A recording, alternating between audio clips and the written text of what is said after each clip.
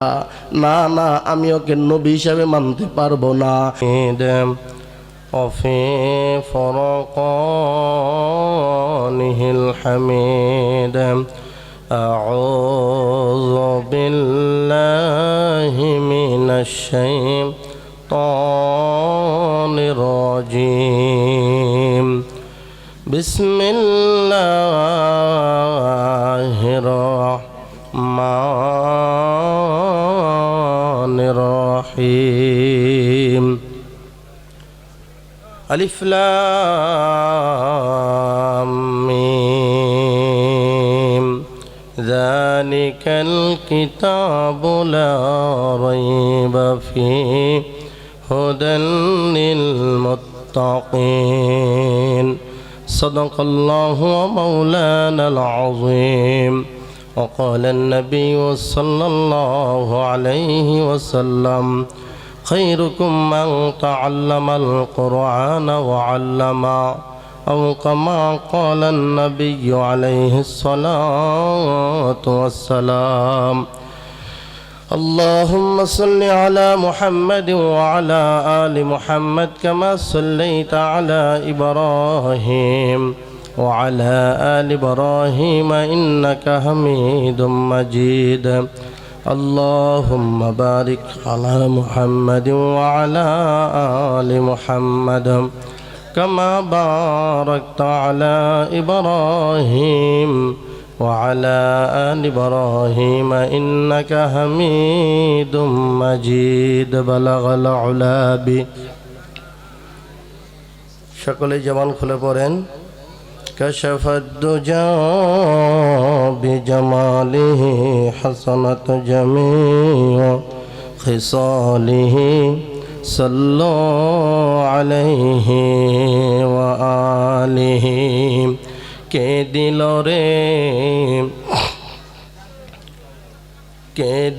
রে লতা গাছে এত বড় কদম কার আদেশে মৌমাছিরা মৌচাকে দেয় মধু কে দিল রে শিমল গাছে নরম নরম তুলা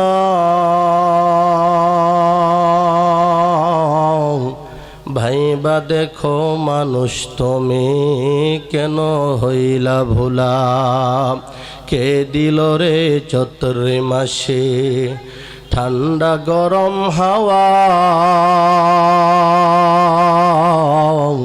কে দিল রে আষাঢ় মাসে ধাওয়া পানের ধাওয়া বলেন ঠিক কিনা আমার মুসলমান ভাইরা রে আল্লাহ রব্বুল আলামিন মহাগ্রন্থ কালামুল্লাহ শরীফের মধ্যে বলেন আলিফ লাম মিম যালিকাল কিতাবু লা রাইবা ফিহি হুদাল লিল মুত্তাকিন আমার বন্ধুগণ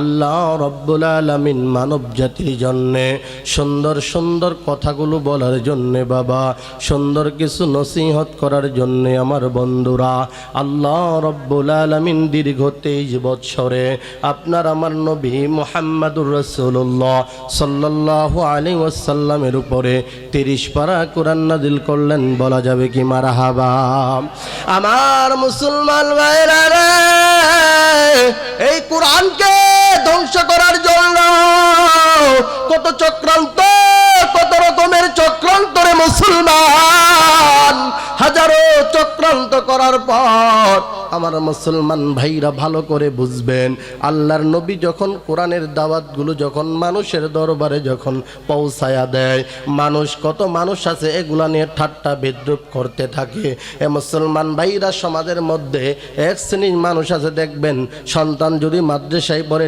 ঠাট্টা করে আসে না নাই কথা বলেন না কেন আমার ভাইরা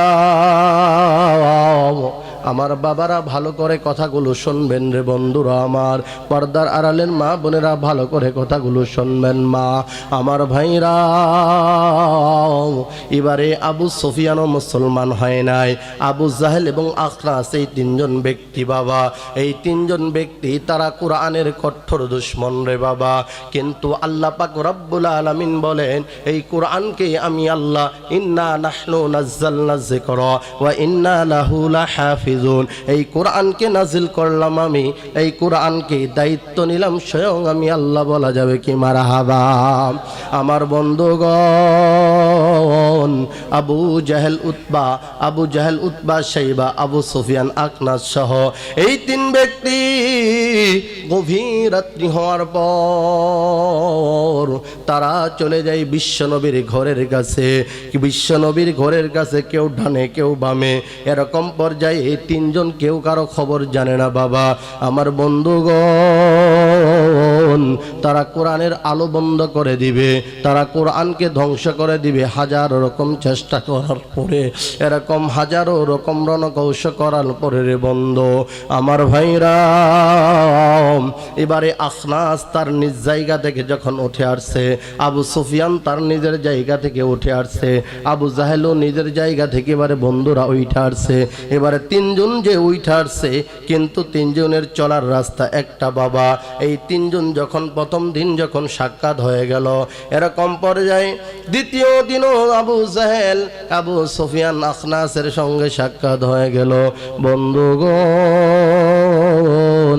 ও শেরপুরের বাবারা, পাকুয়াকুড়ির বাবারা, ভালো করে কথাগুলো শোনেন। আল্লাহ পাক রব্বুল আলামিন কোরআন এত বড় একটা নিয়ামত বাবা। এই কোরআন যে পড়বে, এই কোরআন যে পড়াবে, এই কোরআন যে শুনবে, আল্লাহ পাক রব্বুল আলামিন বলেন আমি আল্লাহ তার কলিজাটাকে জান্নাতি কলিজা বানায় দিব। কন্যা সুবহানাল্লাহ। আমার বন্ধুগণ, একদিন যাই, দুই দিন যাই, তিন দিন যখন চলে গেল, আবু সুফিয়ান ডাক দিয়া বলে আবু জাহেল এমন হবে না, এ আবুল হিকাম আর এমন হবে না। মুসলমানদের নবীর উপরে কোরআন অবতীর্ণ হয়, এই কোরআন অবতীর্ণ কথাটা আমরা মানতে পারি না, কিন্তু রে মুসলমান এই কোরআন আবু জাহেল মানে না, আবু সুফিয়ান আখনাস কেউ মানে না, কিন্তু কোরআন কিন্তু বাবা তাদেরকে ছাড়ে না। আল্লাহর পয়গম্বর দু জাহানের কামলিওয়ালা নবী যখন বাবা এ সালাতুল ইশার পরে কিছুক্ষণ পরে আল্লাহর পয়গম্বর যখন তাহাজ্জুদের নামাজে যখন দাঁড়ায়া যাইতেন, আল্লাহর পয়গম্বর যখন পড়তেন ইয়াসিন ওয়াল কুরআনিল হাকীম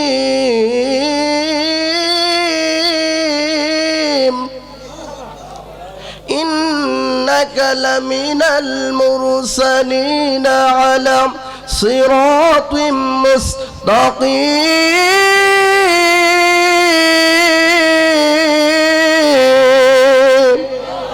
আমার পাকুয়াকুড়ির বাবারা, আল্লাহর পয়গম্বর যখন কোরআন যখন পড়ে রে বাবা, এবারে আবু সুফিয়ান দামি ঘরে দামি বিছানায় আর পিঠা লাগাইতে পারে না, এবারে আখনাসও লাগাইতে পারে না, আবু জাহেলও লাগাইতে পারে না বাবা। একে একে অজান্তে আবার যার যে জায়গা, এবারে যার যে গন্তব্য স্থলে যাইয়া বৈশা পড়ে। আল্লাহর পয়গম্বর সাহাবীরা যখন আযান দেয়, আসসালাতু খায়রুম মিনান নাওম, আল্লাহর পয়গম্বরের সাহাবীরা যখন আযান দেয়, ওই সময় আবু জাহেল এবং আবু সুফিয়ান এবং আখনাস এই তিন ব্যক্তি তারা আবার চলে আসে। চলে আসার পর আবার যখন একত্রিত হয়ে গেল, এই তিনজন ব্যক্তি একাধারে তিন দিন যখন সংঘর্ষের মতো তাদের চেহারা যখন একত্রিত সামনাসামনি হয়ে গেল বাবা, আমার মুসলমান ভাইরা, আখনাস ছিল বৃদ্ধ মানুষ, বড় বুড়া মানুষ, বৃদ্ধ মানুষ। আখনাস এবারে দৌড়ায় গেছে আবু সুফিয়ানের বাড়িতে। এ আবু সুফিয়ান, বলো তো মুহাম্মদ যেটা পড়ে তোমার কাছে কেমন লাগে? ওই সময় আবু সুফিয়ান ডাক দেয়া বলে, রে আখনাস, আমি তাকে নবী মানি না, কিন্তু আখনাস রে, এইটা এমন কালাম যেইটা দুনিয়ার কোনো মানুষের কথা নয়। আখনাস রে, আমি অনেক সময় অনেক শব্দের অর্থ বুঝা ফেলাই। আখনাস আবু সুফিয়ান অনেক সময় আমি অনেক কিছু যখন বুঝা ফালাই, এই কথা বলার পর এবারে আখনাস আবু সুফিয়ানের বাড়ি থেকে এবারে চলে আসলেন, আবু জাহেলের বাড়িতে গেলেন। আবু জাহেলের বাড়িতে যাওয়ার পর আবু জাহেলকে জিগায় যেইটা আব্দুল্লাহর বেটা মুহাম্মদ পরে এই কথাগুলো কেমন। ওই সময় আবু জাহেল কয় যে তার বংশের লোকেরা অহংকার করেছিল, তার বংশের লোকেরা বলেছিল যে আমাদের সন্তান, আমাদের বংশে এমন একজন সন্তানের আবির্ভাব হয়েছে যার নাম হলো নবী মুহাম্মদুর রাসূলুল্লাহ সাল্লাল্লাহু আলাইহি ওয়াসাল্লাম। হে আখনাস, আমি ওকে নবী মানতে পারি না, না রে, আমি ওকে নবী মানতে পারি না। বলে কেন পারবা না? বলে হিংসা। না না, আমি ওকে নবী হিসাবে মানতে পারবো না। আব্দুল্লাহর বেটা মুহাম্মদ যদি নবী হিসাবে আমি মাইনা নেই, আমি তো হেরে গেলাম। না না, আমি জানি, আমি মানি আব্দুল্লাহর বেটা মুহাম্মদের উপরে যেইটা নাজিল হয় ওইটা আল্লাহর পক্ষ থেকে নাজিল হয়। এই কথাটা আমি মানি, এই কথাটা আমি জানি, কিন্তু আমার জবান দিয়ে কোনোদিন স্বীকৃতি দিব না মুহাম্মদ আল্লাহর পয়গম্বর। এই কথা বলার পর তারা অনেক চিন্তা চেতনা করতেছে, মুসলমান এই কোরআনের আওয়াজকে কেমনে বন্ধ করবে, এই কোরআনকে কেমনে আওয়াজ বন্ধ করবে। হাজারো রকমের রণকৌশল তারা যখন করে ব্যর্থ হইল, পরিশেষে হযরত ওমর, ওই সময় উনি মুসলমান হয় নাই, ওই সময় আবু জাহেল এরকম পর্যায়ে মক্কার জমিনে এমন বিশাল বড় একটা জনসভার আয়োজন করছে। আয়োজন কইরা ডাক দিয়া বলে, মক্কার যুবকেরা, তোমাদের মধ্যে কে আছো মুহাম্মদের কল্লাটা আমার হাতে আইনা দিতে পারবা? ওই যুগে লাল উটের দাম বেশি ছিল, 100 লাল উট আমি আবু জাহেল তাকে দান করব।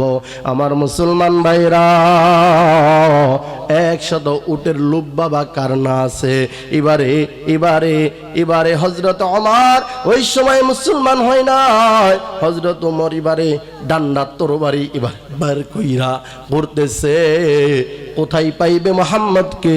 সঙ্গে সঙ্গে কাল্লাটা কাইটা আবু জাহেলের কাছে আমন্ত্রণ করবে। কন্যা নাউজুবিল্লাহ। আমার বন্ধুগণ, এই চিন্তা চেতনা নিয়ে যখন ওমর যখন ঘর থেকে বের হলো, ডান্ডা তরবারি এবারে দাঁড় করাইয়া তরবারি ঘুরাইয়ার বলে, কে আছো মুহাম্মদকে বাঁচাবা আমার হাত থেকে? এই মুহাম্মদকে আমি যেখানে পাবো ওখান থেকে তাকে হত্যা করে তার মাথাটা নিয়ে আমি 100 লাল উট গ্রহণ করব। আমার ভাইরা, ওই সময় কিছু দুর্বল সাহাবী ছিল বাবা, কালিমা পড়ছে ঠিক আছে, কিন্তু তারা ইমানটাকে গোপন রেখেছিল বাবা। আবু জাহেল, উতবা, আবু সুফিয়ান, উমরের ভয়ে কেউ আর স্বীকৃতি দিতে সাহস পাইত না বাবা। আমার মুসলমান ভাইরা, হযরত ওমর যখন এবারে যাইতেছে, হযরতে নাঈম রাদিয়াল্লাহু তাআলা আনহুর সঙ্গে সাক্ষাৎ, ডাক দিয়া বলে, নাঈম রে, এ নাঈম, তোদের নবী নাকি মুহাম্মদ? এই মুহাম্মদের কল্লাটা আনার জন্য আমি যাইতেছি। ওই সময় উনি ডাক দিয়া বলে, ওমর, আগে নিজের ঘর সামলাও, পরে তুমি মুহাম্মদের কাল্লা আনতে যাও। ওই সময় ওমর কয়, কি হয়েছে? বলে, ওমর তুমি জানো না, তোমার বোন আর তোমার বোন জামাতা তারা মুহাম্মদের কালিমা পড়ে মুসলমান হয়ে গেছে। হে উমর, তুমি আগে নিজের ঘর সামলাও, মুহাম্মদের কল্যাণ দরকার নাই।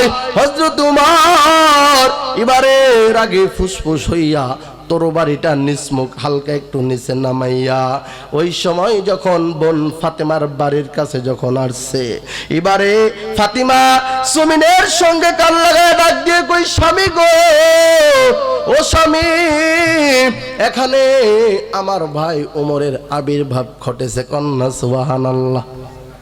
এই কথা বলার পর হযরত ফাতিমা ডাক দিয়া বলেন যে এই যে আমার ভাই ওমরের আবির্ভাব ঘটেছে বলে তুমি কেমনে বুঝলা? এই যে জমিনের লোকে কানটা লাগাও, কানটা লাগায় শুনো রে স্বামী, আসছে আইসা পড়ছে, আর মনে হয় রক্ষা নাই। হযরত উমর যখন দরজা বরাবর আসবে এমন মুহূর্তে তারা কালিমা, ওই কালাম আল্লাহ পাকের কালাম পড়াটা বন্ধ করে দিয়া তারা সুন্দর করে সেটারে লুকানোর চেষ্টা করতেছে। এমন পর্যায়ে লুকানোর পর হযরত উমর এবারে ঘরের মধ্যে ঢুকছে। এবারে তার ভগ্নবতী এবং তার বোন ফাতিমাকে ইচ্ছা মতো যখন পিটাইছে, পিঠানোর পরে শরীর থেকে রক্ত ঝরতেছে। কন্যা সুবহানাল্লাহ। শরীর থেকে রক্ত ঝরতেছে, শরীর কাইটা কাইটা রক্ত জমিনের মধ্যে পড়তেছে। বোন জামায়া পা ধরে কান্দে, বোন এবারে পা ধইরা কান্দে। ওমর তো থামে না, ওমর থামে না রে মুসলমান, ওমর থামে না। ওই সময় ফাতিমা ডাক দিয়ে কই, ভাই গো, ও ভাই, আমি এমন কালিমা পড়ছি যেই কালিমার জন্য জীবন দিতে প্রস্তুত। কন্যা সুবহানাল্লাহ। ওই সময় উমরের সেন্স একটু নরমাল হয়ে আসছে। ডাক দিয়া বলে, বোন রে, তোর জন্য কত কষ্ট করলাম, তোর জন্য কত মায়া করলাম। হে বোন, আজকে আমি তোরে রক্তাক্ত করে ফেললাম, অন্যদিন তোমার গায়ে একটা আঘাত আমি করি নাই। আজকে তুমি কি একটা বাক্য পড়ছো বোন বলো? বলে, ভাই, এমন একটা কালাম আমি আল্লাহ পাকের কালাম তোমার সামনে আমি পড়েছি, যেই কালামটা না পাকে শরীরে পড়া যায় না। চিল্লায়ে বলেন মুসলমান মারহাবা। এই কথা বলার পর হযরত উমর এবারে ডিমেস হয়ে আসছে। ওই সময় ডাক দিয়ে বলে, বোন রে, এ বোন আমার দে ওই মধুর বাণীটা আমার একটু শোনা। ওই সময় বোন ডাক দিয়া বলে, ভগ্নিবতী ডাক দিয়া বলে, না না ভাইজান, এইটা নাপাকি শরীরে শোনা যাবে না। বলে, কেমনে শুনতে হবে? বলে, এইটা শ্রবণ করতে হলে আগে আপনাকে সুন্দর করে উজু করে গোসল বানাইয়া তওবা করে স্বীকার করে নিতে হবে, আশহাদু আল্লাহ ইলাহা ইল্লাল্লাহু ওয়া আশহাদু আন্না মুহাম্মাদান আবদুহু ওয়া রাসূলুহু। এই কথা স্বীকার করার পর হযরত উমর ওই সময় তার মন, তার জালালি তবিয়ত একদম 0 পয়েন্টে যখন চলে আসছে, এবারে হযরত উমর তরবারি কিন্তু উপর দিকে উঠানো বাবা। এবারে সামনে অনেক বড় ঘটনা ছিল বাবা, মুখতাসার করলাম। হযরত উমর এবারে এই তরবারি লইয়া হযরত ইবনে আব্বাস সহ অন্যান্য সাহাবীরা আল্লাহর পয়গম্বরের সঙ্গে বসা। এবারে আসতেছে, দরজা যখন খুলছে সাহাবীরা আওয়াজ দিয়ে কই, ইয়া রাসূলুল্লাহ, নবী গো। উমর আইসা পড়ছে, আর মনোরক্ষা নাই। আল্লাহর নবী মৃদু হাসি দিয়া কয়, তোমরা খইলা দাও। ইবনে আব্বাস সহ অন্যান্য সাহাবীরা বলেন যে উমর যদি ভালো কোনো নিয়তে যদি আসে, তাহলে উমরকে সুন্দরভাবে নিরাপদ অবস্থায় ফেরত যা পাঠাইয়া দিব। আর উমর যদি কোনো রকমের কেলাঙ্কার করতে চায়, কোনো হাঙ্গামা করতে চায়, উমরের তরবারি দিয়া উমরকেই শেষ করিয়া দেব। আমার মুসলমান ভাইরা রে, হযরত উমর এবারে সুন্দরভাবে ঢুকছে। ঢুকার পর সাহাবীরা তো রেডি হয়ে রয়েছে, ধৈরা ফেলবনে।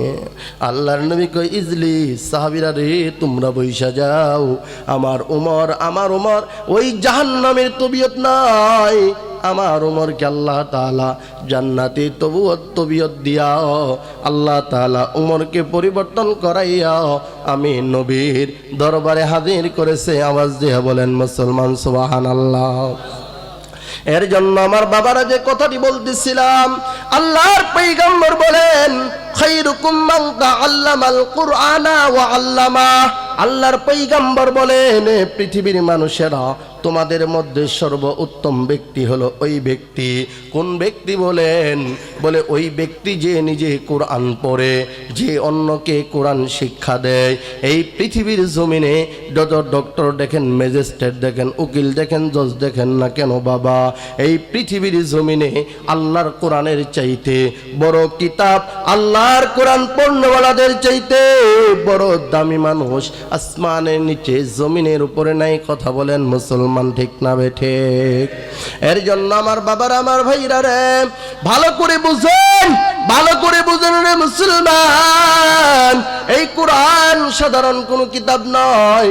আল্লাহ বলেন জালিকাল কিতাবুল লা রাইবা ফি, আমি আল্লাহ এমন কিতাব দুনিয়ার জমিনে পদার্পণ করলাম যেই কিতাবের মধ্যে এক জাররা পরিমাণ কোনো সন্দেহ নাই, যেই কিতাবের মধ্যে কোনো সন্দেহ নাই, যেই কিতাবের মধ্যে কোনো যে ব্যক্তি সন্দেহ করার চেষ্টা করবে, পৃথিবীর জমিনে এমন কোনো মানুষ নাই, এমন কোনো মানুষ পয়দা হয় নাই, আমি আল্লাহর কোরআনের একটা হরকতের ভুল বের করবে। মুসলমান কথা বলেন, ঠিক না?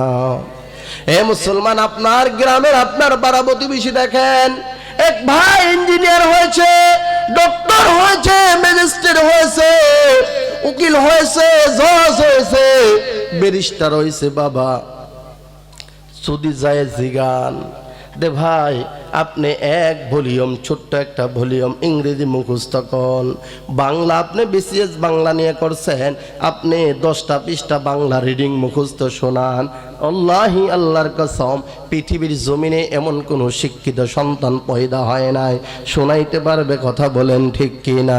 কিন্তু আল্লাহ পাকের কালাম এমন মহৎ কালাম, যেই কালামটা ছোট ছোট বাচ্চারা, 1 পারা নয়, 2 পারা নয়, 30টা পারা পর্যন্ত আল্লাহ পাকের ওই কোরআন বন্দা সিনার মধ্যে বিনা লোকমায় মানুষকে তারাবির মধ্যে তেলাওয়াত করে শোনাইয়া মানুষকে চোখের পানি ফালাই। মুসলমান কথা বলেন, ঠিক কি না? আমার মুসলমান ভাইরা রে, এই কোরআন যেই পড়বে, এই কোরআন পড়নেওয়ালার কত দাম। দারুল উলুম দেওবন্দের একটি ঘটনা মনে করে পড়ে গেল রে বাবা। হে আমার তলবে এলেম বাবারা, তোমাদের পায়ে হাত দিয়ে বলে যাইবা, তুমি সাধারণ কোনো মানুষ নও, তুমি সাধারণ কোনো ছাত্র নও বাবা, তুমি এমন এক দর্শের ছাত্র যেই দর্শটা প্রমাণ করে দিছে, যেই দর্শটা থেকে প্রমাণ পাওয়া গেছে আল্লাহর বান্দারা দুনিয়া থেকে আল্লাহর জান্নাতের সুগ্রাণ পায়। কথা বলে মুসলমান, ঠিক না বেঠিক? আমার মুসলমান ভাইরা রে, আল্লাহর বান্দা দারুল উলুম দেওবন্দিবার পড়তে যাবে বাবা, এরকম ভাবে 1 দিন 2 দিন 3 দিন যখন সিয়াসিত তার কিতাবগুলো যখন 2-3টা খাদে লইয়া এরকম কইরা আল্লাহর বান্দা যখন দারুল উলুম দেওবন্দের ক্লাসে যায়, এরকম পর্যায়ে পাশের বাড়ি থেকে একজন নারী তাকে একটু প্রস্তাব দেওয়ার জন্য অনেক রকমের চেষ্টা চেতনা করার পরে যখন ব্যর্থ হয়েছে বাবা, ব্যর্থ হওয়ার পর একটা বাদী দ্বারা, একটা দাসী দ্বারা খবর দিছে, যাইয়া বলো মৌলবীরে, আমাদের ছোট বাড়িতে একটা ছোট বাচ্চা আছে, কান্নাকাটি করে, এই ছোট বাচ্চার কান্না থামানো যায় না, কেমনে থামাই মৌলবীরে ডাক। এবারে তলবে আলেম, দারুল উলুম দেওবন্দের তলবে আলেম বাবা বিশ্বাস কইরা বাড়ির মধ্যে যখন আগমন করলো, আগমন করার পর এবারে তলবে আলেমকে বলা হলো, একটা নির্জন কামরায় যাইয়া